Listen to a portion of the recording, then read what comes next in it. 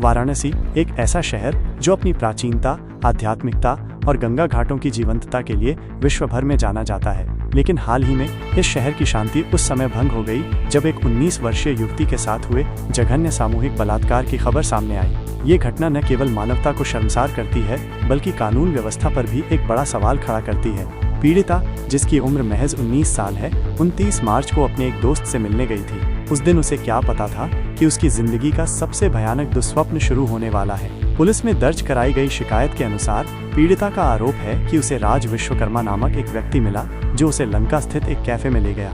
यहीं पर उसके साथ पहली बार बलात्कार किया गया। लेकिन दरिंदगी का ये सिलसिला यही नहीं थमा। अगले 6 दिनों तक पीड़िता को एक नरक का अनुभव हुआ। आरोप है कि उसे अलग अलग होटलों और कमरों में बंधक बनाकर रखा गया और इस दौरान 23 लोगों ने मिलकर उसके साथ सामूहिक बलात्कार किया। पीड़िता ने पुलिस को बताया कि उसे नशीला पदार्थ भी दिया गया, जिससे वह विरोध करने में असहाय हो गई। 2 अप्रैल को पीड़िता बेसुध हालत में पांडेपुर इलाके में मिली। उसकी हालत देखकर किसी का भी हृदय कांप उठेगा। किसी तरह उसने अपने परिवार से संपर्क किया और अपनी आप बीती सुनाई। 4 अप्रैल को पीड़िता की मां ने लालपुर पांडेपुर थाने में 23 लोगों के खिलाफ शिकायत दर्ज कराई। इस शिकायत में 12 लोगों को नामजद किया गया जबकि 11 अज्ञात थे। पुलिस ने इस मामले की गंभीरता को समझते हुए तुरंत कार्रवाई शुरू कर दी। वाराणसी पुलिस ने इस जघन्य अपराध के आरोपियों को पकड़ने के लिए कई टीमें गठित की। शुरुआती जांच में पुलिस को कई महत्वपूर्ण सुराग मिले, जिसके आधार पर छापेमारी की गई। आखिरकार पुलिस ने इस मामले में बड़ी सफलता हासिल करते हुए 9 आरोपियों को गिरफ्तार कर लिया। इन गिरफ्तार आरोपियों को कोर्ट में पेश किया गया, जहां से उन्हें न्यायिक हिरासत में जेल भेज दिया गया है। पुलिस अब बाकी फरार आरोपियों की तलाश में जुटी हुई है और उनका दावा है कि जल्द ही सभी दोषियों को कानून के शिकंजे में लाया जाएगा। इस घटना ने पूरे वाराणसी शहर को हिलाकर रख दिया है। लोगों में गुस्सा और आक्रोश है।